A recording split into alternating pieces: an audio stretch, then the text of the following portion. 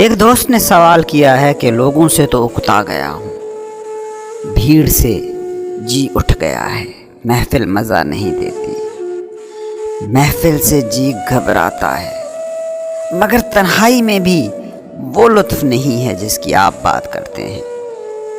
میں اس دوست کو کہنا چاہوں گا کہ پہلے اپنے اکیلے پن کو، اپنی تنہائی کی نیچر کو سمجھنے کی کوشش کرو۔ ایک اکیلا پن یہ ہے کہ آپ تنہا رہ گئے، کنہیں بھی وجوہات سے لوگوں سے کٹ گئے، اپنوں سے دور ہو گئے۔ یہ تنہائی نہیں ہے، کیونکہ اس میں دوسرے موجود ہیں، بلکہ اور بھی زیادہ شدت سے موجود ہیں۔ آپ گھر سے دور ہیں اور کئی دن سے دور ہیں، تو اب آپ کو گھر والے اور بھی شدت سے یاد آ رہے ہیں، دوست اور بھی شدت سے یاد آ رہے ہیں۔ وہ جتنے اس وقت تمہارے ساتھ ہیں، اس وقت بھی تمہارے ساتھ نہیں تھے جب تم ان کے ساتھ تھے۔ یہ تنہائی ذرا سی بھی پروڈکٹیو نہیں ہے، یہ بس فزیکلی ایک دوسرے سے ایسی دوری ہے جس میں نفسیاتی طور پر تم نے اور بھی بڑی محفل سجا لی ہے۔ اس کو کوئی ایسی تنہائی نہ سمجھ لینا کہ جس میں ہوش کا دیا جلتا ہے، جس میں شعور، کانشیسنس بیدار ہوتا ہے۔ اس کو ایک مثال سے یوں سمجھو کہ ایک شخص مرید ہونے پیر کے پاس گیا، پیر کے سامنے دو زانو ہو کر وہ بیٹھ گیا اور کہا، مرشد، سب چھوڑ کر آ گیا ہوں، مجھے سچائی کی راہ دکھائیے، میں ریالٹی جاننا چاہتا ہوں، خدا کو پانا چاہتا ہوں۔ مرشد نے اسے دیکھا اور کہا کہ ان کو تو چھوڑاؤ جو تمہارے ساتھ بیٹھے ہیں۔ مرید نے پہلے ادھر دیکھا، پھر ادھر دیکھا، وہاں کوئی نہیں تھا۔ وہ حیران ہوا اور کہا، یہاں تو کوئی بھی نہیں ہے۔ مرشد نے کہا، دیکھ، ایسے تمہیں یہ بھیڑ نظر نہیں آئے گی، اپنی آنکھیں بند کر اور پھر دیکھو۔ مرید نے مرشد کا حکم مانا اور آنکھیں بند کر لی۔ تب اسے مرشد کی بات سمجھ آئی، وہ سب ہی تو وہاں تھے، وہ سب اس کے ساتھ ہی تھے، وہ بیوی، وہ بچے، وہ ماں باپ، وہ یار دوست، وہ سب وہیں موجود تھے جنہیں وہ چھوڑ کر یہاں آیا تھا۔ تو ایک تو ہوتا ہے اکیلا پن، وہ اکیلا پن کہ جس میں بھیڑ نظر نہیں آتی مگر ہوتی ہے۔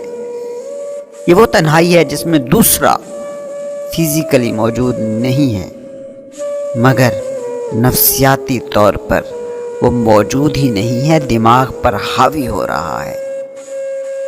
یہ وہ اکیلا پن ہے کہ دیکھنے میں تم اکیلے ہو مگر اندر نہیں، اندر تو وہی بھیڑ موجود ہے، وہی خواہش جوان ہے کہ یہ سارے میرے موجود ہوں۔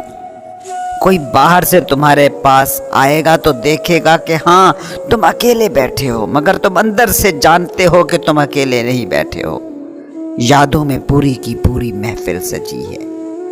یہ اکیلا پن وہ نہیں کہ جس پر تم راضی ہو جاؤ، یہ مجبوری کی تنہائی ہے۔ یہ اکیلا پن کوئی شانتی، کوئی پیس، کوئی سٹلنس پیدا نہیں کرتا، بلکہ اس سے تو تمہارے من کی جھیل میں اور بھی بڑی بڑی لہریں پیدا ہو رہی ہیں، انا اور بھی طاقت پکڑ رہی ہے، دوسرے کا احساس اور بھی شدت سے ہو رہا ہے۔ ایسی تنہائی کبھی کام نہیں آتی، یہ خود اختیار کردہ نہیں ہے، یہ تھوپی ہوئی تنہائی ہے۔ اور تم دیکھتے ہو کہ جب بھی ایسے تم اکیلے ہوتے ہو تو اس کے ہزاروں حال ڈھونڈتے ہو، کبھی اخبار اٹھا لیتے ہو، کبھی ٹی وی چلا لیتے ہو، کبھی فون پر کسی سے بات کرنے لگتے ہو، کسی دوست کو بلا لیتے ہو یا اس کے پاس چلے جاتے ہو، فلم دیکھ آتے ہو، پارک نکل جاتے ہو، مطلب کسی بھی طرح اس سے بھاگتے ہو۔ یہ تمہاری چوائس نہیں ہے، یہ تمہارے ایک خاص طرز کی زندگی کا نتیجہ ہے جس کی وجہ سے تم اپنوں سے کہیں دور ہو۔ یہ تنہائی، یہ اکیلا پن بے سود ہے، یہ بے رس ہے، اس میں کچھ لذت ہے نہ کچھ صلہ۔ یہ میڈیٹیٹو تنہائی نہیں ہے، یہ چنی ہوئی تنہائی نہیں ہے، یہ مذہبی مراقبہ نہیں ہے، یہ زنداں کی قید کی تنہائی ہے۔ دوسرا اکیلا پن وہ ہوتا ہے جس میں رس ہے، جس میں تمہیں مزہ آنے لگتا ہے، تنہا بیٹھنے میں خوشی محسوس ہونے لگتی ہے۔ یہ اکیلاپن اب اداسی نہیں ہے، یہ ایک نغمہ ہے، اس میں دوسرے کی یاد بھی نہیں آ رہی، بس اپنے ہونے کا لطف آ رہا ہے، اپنی بینگ کا مزہ آ رہا ہے۔ اس اکیلے پن سے، اس تنہائی سے بھاگنے کی بھی کوئی خواہش تم میں نہیں اٹھتی۔ اس تنہائی میں کسی کی دخل اندازی مزہ تو کیا، الٹا بری لگنے لگتی ہے۔ اس تنہائی میں، اس اکیلے پن میں بڑا سکون ہے، سکوت ہے، خاموشی ہے۔ تمہارے من کی جھیل سٹل ہو گئی ہے، خیالات کی لہریں تھم گئی ہیں۔ پہلی تنہائی وہ ہے جس میں تم خود سے نہیں جڑ پاتے ہو، دوسری تنہائی میں تم خود سے جڑ جاتے ہو۔ یہ میڈیٹیٹیو حالت ہے، صوفیانہ مراقبے کی حالت۔ تنہائی کی ایک تیسری بھی حالت ہوتی ہے جو پہنچے ہوئے صوفیوں کی حالت ہے۔ یہ تنہائی بڑی دلچسپ ہے، اس میں فزیکل سطح پر یا مینٹل سطح پر دوسروں کے ہونے نہ ہونے کا سوال ہی نہیں بچ جاتا۔ پہلی تنہائی میں آپ خود تو نہیں ہوتے، دوسرا ہوتا ہے۔ محبوب یا محبوبہ یاد آ رہا ہے، گھر یاد آ رہا ہے، بچپن یاد آ رہا ہے، کوئی مر گیا ہے وہ یاد آ رہا ہے۔ اس پہلی تنہائی میں آپ کہیں بھی نہیں ہوتے، بس دوسرا ہی دوسرا ہوتا ہے۔ دوسری قسم کی تنہائی میں دوسرا غائب ہو جاتا ہے، اس میں آپ ہی آپ رہ جاتے ہیں، اپنا ہونا، اپنی سانس کی آواز، اپنے دل کی دھڑکن، اپنی بینگ۔ اس دوسری قسم کی تنہائی میں دوسرا ہے ہی نہیں، بس تم ہی تم ہو۔ جو تیسری تنہائی ہوتی ہے وہ ایک بڑی عظیم صوفیانہ حالت ہے، اس میں دوسرا بھی نہیں بچ جاتا اور تم بھی نہیں رہ جاتے، اس میں دوسرے کا تصور بھی فنا ہو جاتا ہے۔ میں نہیں سب تو، منو تو سے ماورا۔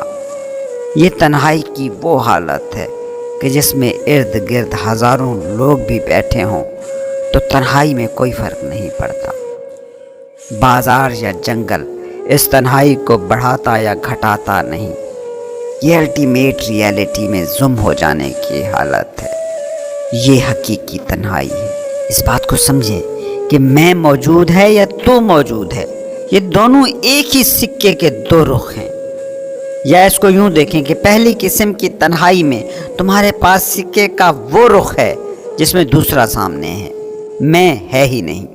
دوسری تنہائی میں سکے کا وہ رخ تمہارے پاس ہے جس میں میں ہے، دوسرا نہیں ہے یا چھپا ہوا ہے۔ تیسری تنہائی وہ ہے جس میں سکہ ہی کھو گیا، میں اور تو کی تقسیم ہی نہیں ہے۔ یہ فقیر کی حالت ہے، یہ حقیقی صوفی کی حالت ہے۔ اس میں نہ میں باقی ہے نہ تو، بس ایک شعور بچ گیا، پیور کانشیسنس، ایک آگہی۔ یہ حالت وحدت ہے، زندگی سے وننس، کل بینگ سے وننس۔ یہ وہ حالت ہے کہ جب قطرہ سمندر میں مل گیا، اب قطرہ کسے کہے کہ یہ دوسرے قطرے ہیں، اور کیسے طے کرے کہ یہ میں ہوں؟ وہ میں اور تو کی تقسیم ہی مٹ گئی۔ اس تنہائی میں بھیڑ ہی نہیں کھو گئی، تم بھی کھو گئے، کیونکہ غور کرو تم بھی بھیڑ ہی کے حصے تھے۔ تنہائی کی پہلی حالت میں بے چینی ہوتی ہے، دوسری حالت میں سکون ہوتا ہے، اور اس تیسری حالت میں ایک مکمل سکوت ہوتا ہے، سٹلنس۔ جھیل کی سطح لہروں سے پاک ہو گئی، جھیل سٹل ہو کر آئینہ بن گئی۔ یہ ایسی تنہائی ہے کہ جو ساری بھیڑ کو نگل گئی، ہر دوسرے کو جس نے مٹا دیا، اور دوسرا ہی نہیں میں بھی مٹ گیا۔ وحدت الوجود کی حالت۔ یہ تین حالتیں ہوتی ہیں تنہائی کی۔ اگر تمہارا بھیڑ میں دل لگتا ہے، تمہیں اپنے احساس کے لیے ہر وقت بھیڑ چاہیے، کوئی دوسرا چاہیے، کوئی چیز چاہیے، کوئی ساتھ چاہیے، یہ پاگل پن ہے، کیونکہ اس کا مطلب یہ ہے کہ خود کے ساتھ تم نہیں بیٹھ سکتے۔ اگر تمہارا بھیڑ میں دل نہیں لگتا تو یہ ایک قدم ہے ریالٹی کی طرف، یہ اچھی علامت ہے۔ اب اگر تنہائی میں لذت نہیں ہے تو یہ بھی نیچرل ہے، کیونکہ نسلوں سے بھیڑ سے خود کو تم آئیڈینٹیفائی کرتے آئے ہو۔ अकेले होगे तो ये अकेलापन शुरू में खटकेगा, कुछ अजनबी अजनबी सी फीलिंग होगी। अब ये तो बात समझ आ गई कि भीड़ मेरे होने को तय नहीं करती, लेकिन वो दूसरों के साथ खुद को शनाख्त करने की जो सदियों की आदत है वो कायम है। ये आदत इतनी आसानी से तो नहीं जाती कि सदियों की आदत है, रूएं रूएं में बसी हुई है। ये समझ आ जाना मुबारक है कि भीड़ बेकार है, अब खुद के साथ बैठना है। मगर खुद के साथ बैठने से जी घबराता है। क्यों? क्योंकि यही जी जो घबरा रहा है ये भीड़ ही का बनाया हुआ है। यही जी आपकी अना है, और अना को आप नहीं बनाते, माशरा बनाता है। तुम्हारा नाम, तुम्हारा मजहब, तुम्हारी कौमियत, ये सब तुम्हें इस भीड़ ने दिया है, इस भीड़ ने तुम्हें बताया है। तो जो ये जी घबरा रहा है ये वही भीड़ का लतीफ़ पहलू ही है। ये तुम्हारा भरम है कि तुम्हारी अना, तुम्हारी पर्सनैलिटी तुम्हारी है, नहीं, ये भीड़ की दी हुई है। ये माशरे की तश्कील करता है, ये समाज की क्रिएटेड है। तुम अपनी अना के मालिक खुद को समझने की भूल ना करना। अना की मालिक सोसाइटी है, क्योंकि मालिक तो वही होता है जो बनाता है। तुम्हारी अना तो इसी सोसाइटी की बनाई हुई है, तुम्हारी मिल्कियत नहीं है। तुम्हारी मिल्कियत तो वो है जो इस अना से मावरा है, जिसने इस अना को कबूल किया है। याद रखना, भीड़ से निकलना हो और हकीकी तन्हाई को छूना हो तो सूफी कहते हैं कि अना को छोड़ कर आना, मैं को मिटा कर आना। कभी तुमने गौर किया मैं की सूफी फकीर इतनी मुखालफत क्यों करते हैं? इसलिए कि मैं होगी, अना होगी तो तुम होगे ही नहीं। तो अगर तन्हाई से जी घबराता है तो इस बात को समझो कि जी घबराएगा ही, क्योंकि जी है ही भीड़ का। तन्हाई में लज्जत का सफ़र शुरू होता है वहाँ से जब तुम ये जी भी छोड़ देते हो जो घबरा रहा है। इसलिए तो जितनी भी मेडिटेशंस हैं, सूफियों के मराकबे हैं, मज़ाहिब की इबादतें हैं, उनका एक ही मकसद होता है, मैं से निजात, नो माइंड की हालत। वो तन्हाई जो तुम्हें तुमसे मिला दे, वो तन्हाई जो तुम्हारी दूरी को ख़त्म कर दे, जो मैं और तू का फ़र्क मिटा दे, वो सिर्फ भीड़ से भागने से नहीं मिलती, वो तो उस मैं से भी निजात के बाद मिलती है, जिसे इसी भीड़ ने। सच को मुख्तसर तरीन अल्फाज में अगर बयान करने की कोशिश की जाए तो इसको यूँ समझने की कोशिश करो कि जो कुछ तुम देख रहे हो वो सच नहीं है, जो देख रहा है वो सच है। सारे सूफियों के पूरे फ़लसफ़ों का निचोड़ बस यही है, जो भी दिखाई पड़ रहा है वो झूठ है और जो देख रहा है वो सच है। इंसान की मगर हालत इसके बिल्कुल उलट है। जो कुछ भी दिखाई दे रहा है वो सच हो गया है, और जो देख रहा है उसका तो किसी को पता ही नहीं। घर सच हो गया है, घर के मकीन का पता ही नहीं है। ये कैसी हैरत की बात है। लोग पूछते हैं कि रूह कहाँ है, मगर ये नहीं समझते कि जो पूछ रहा है वही रूह है। तुम्हें जो सबसे बड़ी गलत फहमी हुई है वो यही है कि तुम समझते हो कि तुम जिस्म हो जिसमें रूह रखी गई है। तुम ये नहीं देख पा रहे कि तुम रूह हो जो इस वक्त एक जिस्म को अडॉप्ट किए हुए है। तुम पूछते हो अपने अंदर मौजूद रूह को कैसे देखें। ये सवाल बड़ा मासूम सा लगता है, मगर हकीकत ये है कि मैं जब भी ये सवाल सुनता हूँ तो हैरान रह जाता हूँ कि इंसान अपने आप से कितना दूर हो गया है। रूह को भला कैसे तुम देखोगे? वही तो रूह है जो देखेगी। जिसका दीदार करना है वही तो दीदार करने वाली है। तुम्हें दुनिया पर भरोसा है, दुनिया तुम्हें सच नजर आती है, खुद पर तुम्हें कोई भरोसा नहीं, खुद तुम सच नहीं हो। जो दिखाई पड़ रहा है उसके पीछे तो तुम दौड़ रहे हो, जो देखने वाला है उसकी कभी तुम्हें एक झलक ही नजर नहीं आई। جو دیکھنے والا ہے اس کے ساتھ تو تم زندگی میں کبھی 2 پل کے لیے بھی خاموش اکیلے بیٹھے نہیں ہو۔ اس بات کو سمجھو، جو کچھ بھی تمہیں دکھائی دے رہا ہے وہ سارا خواب ہے۔ جو یہ خواب دیکھ رہا ہے بس وہی سچ ہے۔ تمہیں جو دکھائی پڑتا ہے وہی بس تمہیں سچ دکھائی دیتا ہے۔ تم رات کو خواب دیکھتے ہو، اس کو بھی سچ مان کر دیکھ رہے ہوتے ہو، کیونکہ خواب دیکھنا ہی تمہاری عادت بن گیا ہے۔ یہ صوفی جس انلائٹنمنٹ کی بات کرتے ہیں وہ کیا ہے؟ اس دنیا کے خواب سے بیدار ہونے کا نام ہے انلائٹنمنٹ۔ تم جو بھی کچھ دیکھ رہے ہو یہ سب خواب ہے، یہ سب انریل ہے، اور خود اپنی زندگی کے گزرے دنوں کو بھی اگر درست طریقے سے تم جانچ لو تو تمہیں پتہ چل جائے گا کہ جو نظر آ رہا ہے وہ انریل ہے، وہ غیر حقیقی ہے۔ تم بچے تھے تو تمہیں بال، بیٹ، کھلونے، پینسلیں، ٹافیاں سچ نظر آتی تھیں۔ تم بڑے ہو گئے، کھلونے غیر حقیقی ہو گئے، اور کار، فیکٹری، بزنس، نوکری تمہیں سچ نظر آنے لگا۔ جب تم بچے تھے تو کار، فیکٹری، نوکری کچھ بھی تو تمہارا سچ نہیں تھا، کچھ بھی تو تمہارے لیے ریئل نہیں تھا۔ اب گھر، فیکٹری، نوکری سچ ہوئے تو کھلونے، ٹافیاں، بال، بیٹ انریل ہو گئے۔ پھر تم بوڑھے ہو گئے تو کار، فیکٹری، نوکری سب انریل لگنے لگے۔ اب کچھ اور ریئل لگتا ہے۔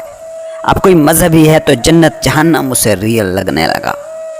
لیکن کبھی تم نے غور کیا کہ وہ جو بچپن میں دیکھ رہا تھا، وہ جو جوانی میں دیکھ رہا تھا، وہ جو بڑھاپے میں دیکھ رہا ہے، وہ ہمیشہ ایک ہے، وہ کبھی نہیں بدلا۔ حتمی سچ، الٹیمیٹ ریئلٹی وہی ہوتی ہے جو چینج نہیں ہوتی۔ اس تمہاری زندگی کے پورے سفر کو پھر دیکھو، پھر تھوڑا غور کرو۔ تمہارے جو بھی سچ تھے وہ بدلتے کیسے گئے، اور جو بدلتے گئے وہ سچ کیسے ہوئے۔ اور تمہارے سارے سفر میں جو بدلا نہیں، وہ جو دیکھنے والا تھا وہی سچ ہے، مگر تم اس کو جانتے نہیں۔ تم پوچھتے ہو روح کو کیسے دیکھیں؟ دیکھنے والے کو کیسے دیکھو گے؟ جو پوچھ رہا ہے وہی تو روح ہے، اور اس کو تم جانتے نہیں۔ تم کو سمجھ ہی نہیں آ رہی کہ مکان سچ نہیں ہے، اینٹیں سچ نہیں ہیں، مٹی سچ ہے، کیونکہ مٹی تھی، اینٹیں تم نے بنائی تھی، مکان تم نے تعمیر کیا تھا۔ سوچو نا، کون ہے وہ جسے تم میں کہتے ہو؟ تمہارا نام، تمہاری قومیت، تمہاری ذات، تمہاری برادری، یہ سب تم نے جمع کیا ہے، تم نے سنا ہے۔ یہ جسے تم میں کہتے ہو یہ تم ہو ہی نہیں، یہ تمہاری ملکیت ہی نہیں۔ یہ جو تمہاری ایگو ہے اس کی مالک تو سوسائٹی ہے۔ تمہارا مسلم نام ہے، پاکستانی قومیت ہے۔ کیسے؟ کیونکہ تم یہاں پیدا ہوئے، کیونکہ سوسائٹی یہی تھی۔ تم ہندوستان میں پیدا ہوتے تو نام ہندو ہوتا، قومیت ہندوستانی ہوتی۔ تم امریکہ میں پیدا ہوتے، نام کرسچن ہوتا، قومیت امریکی ہوتی۔ یہ جسے تم میں کر کے پکار رہے ہو، یہ میں تمہاری ملکیت ہی نہیں، یہ سوسائٹی کی ملکیت ہے۔ یہ تمہارا خواب ہے، یہ تمہارا سچ نہیں۔ سچ تو وہ ہوتا ہے جو بدلتا نہیں، جو چینج نہیں ہوتا۔ تمہاری میں کیسے سچ ہو سکتی ہے کہ جو پاکستان میں پیدا ہو تو مسلمان اور پاکستانی، ہندوستان میں پیدا ہو تو ہندو اور ہندوستانی، امریکہ میں پیدا ہو تو عیسائی اور امریکن۔ تمہاری عادت ہی خراب ہو چکی ہے۔ تمہیں جو دکھائی دیتا ہے وہی سچ دکھائی پڑتا ہے۔ جو دیکھنے والا ہے وہ تمہارے لیے جھوٹ ہو گیا ہے، کیونکہ اس کے ساتھ تو تم کبھی بیٹھے ہی نہیں۔ دیکھتے ہو تمہیں کرنے کو کچھ کام نہ ہو تو کیسے بے چین ہو جاتے ہو۔ اپنے ساتھ تم بیٹھ نہیں سکتے، کیسے دماغ میں منصوبے اور یادوں کی پوری دنیا آباد کر کے بیٹھ جاتے ہو۔ تم فری ہو کر بھی فری نہیں ہوتے، بلکہ اکثر تو ایسا ہوتا ہے کہ جو کچھ نہ کر رہا ہو اور بالکل فری ہو وہ زیادہ کام کر رہا ہوتا ہے۔ تم نے کبھی سوچا ہے کہ تم جب سوئے ہوتے ہو اور خواب دیکھ رہے ہوتے ہو، اس وقت تمہیں وہی نظر آ رہا ہوتا ہے جو خواب میں چل رہا ہو۔ یہ تو تمہارے سونے کی حالت ہے، لیکن غور کرو، جو تمہارے نام نہاد جاگتے لمحات ہیں وہ بھی سوئے ہوئے ہی ہوتے ہیں، ان میں بھی دیکھنے والے سے تم بے خبر رہتے ہو، اور جو نظر آ رہا ہوتا ہے وہی بس تمہاری حقیقت ہو جاتا ہے۔ تم نے کبھی غور کیا ہے اس بات پر کہ خواب تک تمہیں سچ دکھائی دیتا ہے؟ حماقت کی اور کوئی حد ہوگی، پاگل پن اور کیا ہوگا؟ اور ایسا نہیں ہے کہ پہلی دفعہ تم سپنا دیکھ رہے ہو، روز دیکھ رہے ہو، روز دیکھتے ہو، روز اس سپنے کا ٹوٹنا بھی دیکھتے ہو، مگر پھر بھی سپنے سے آگے دیکھنے کو تیار نہیں ہو۔ روز خواب دیکھتے ہو کہ یہ ہو گیا تو سب ٹھیک ہو جائے گا، وہ ہو گیا تو سب ٹھیک ہو جائے گا، مگر سب ہو جاتا ہے لیکن ٹھیک کچھ بھی نہیں ہوتا۔ اندھا سفر ہے جو بس کیے ہی کیے جا رہے ہو، مگر جاگنے پر تیار نہیں ہوتے، اور کوئی جگانے کی کوشش کرے تو اسے پاگل کہتے ہو، غیر عملی انسان کہتے ہو۔ تم نے دیکھا نہیں تمہاری دنیا نے نبیوں صوفیوں کے ساتھ کیا کیا؟ وہ جنہوں نے تمہیں بیدار کرنے کی کوشش کی، ان کے ساتھ تم نے کیا کیا؟ تم آسمان کی طرف دیکھنے کی صلاحیت سے ہی محروم ہو گئے ہو، اور کوئی تمہارا منہ آسمان کی طرف کر کے کہے کہ کیوں زمین کے کیڑے بنے ہوئے ہو، اوپر دیکھو وہ کھلا آسمان ہے، تو تم اس کی بات کا توڑ تو نہیں کر سکتے، جوابی دلیل تو نہیں دے پاتے، لیکن الزام لگانا شروع کر دیتے ہو کہ یہ کاہن ہے، یہ جادوگر ہے، یہ پاگل ہے، یہ غیر عملی ہے۔ کہتے ہیں کہ منصور کو پھانسی دی جانے لگی تو اسے ایک اونچے چبوترے پر کھڑا کر دیا گیا، اور جب اسے سولی پر لٹکایا جانے لگا تو وہ ہنسنے لگا۔ کسی نے پوچھا کہ یہ ہنسنے کا کون سا وقت ہے؟ منصور نے کہا، یہ جو جم غفیر مجھے پھانسی پر چڑھا دیکھنے آیا ہے، انہیں دیکھ کر ہنس رہا ہوں کہ یہ بیچارے تمام عمر ہی زمین میں منہ دیے چلتے رہے ہیں، آج میری پھانسی کی وجہ سے ہی صحیح، مگر اوپر کی طرف منہ تو اٹھا کر دیکھیں گے۔ روز رات کو خواب دیکھتے ہو اور صبح جانتے ہو کہ جو دیکھا تھا وہ جھوٹ تھا۔ یہی تمہارے دن کا حال ہے، ہر دن کچھ خوابوں کے پیچھے بھاگتے ہو۔ ہر بچہ کھلونے کے پیچھے بھاگتا ہے، اور جب بھاگ کر کھلونے تک پہنچتا ہے تو جانتا ہے کہ بچپن کا خواب ختم ہو گیا، اب تو جوانی آ گئی اور وہ خواب بیکار ہو گیا۔ ہر 5 سال بعد تمہارے خواب 99% سے زیادہ بدل جاتے ہیں، مگر پھر بھی تم باضد ہو اس خواب کو دیکھنے پر۔ اس سے بڑی حماقت اور کیا ہوگی؟ اتنے نبی، اتنے صوفی، اتنے فقیر گزرے، ان کی گزری زندگیوں کی تعریف و تحسین بھی کرتے ہو، ان کی زندگی کے واقعات کو پڑھتے بھی ہو، سر بھی دھنتے ہو، مگر خواب سے بیدار ہو کر ویسی زندگی جینے کی کوئی تڑپ تم میں پیدا نہیں ہوتی۔ ان کی محبت میں تم خودکش حملہ آور بن سکتے ہو، مگر خواب سے بیدار ہونے کو تیار نہیں ہو۔ تم آج بھی خواب دیکھو گے، کل پھر اس کو ٹوٹتا دیکھو گے، مگر خواب سے جاگو گے نہیں۔ خواب بدلتے رہو گے، خواب سے باہر نہیں جاؤ گے۔ خواب سے باہر ہے سارا سچ، خواب سے باہر ہو تم۔ تم نے کبھی سوچا ہے کہ خواب ہمیشہ تم سے باہر ہوتا ہے، چاہے وہ رات کا خواب ہو یا دن کی دوڑ دھوپ کرتا تمہارا خواب؟ دونوں خواب ایک جیسے ہیں، دونوں جھوٹ ہیں، اور دونوں ہی جگہ جو خواب دیکھ رہا ہے وہ سچ ہے، اور وہ سچ ہو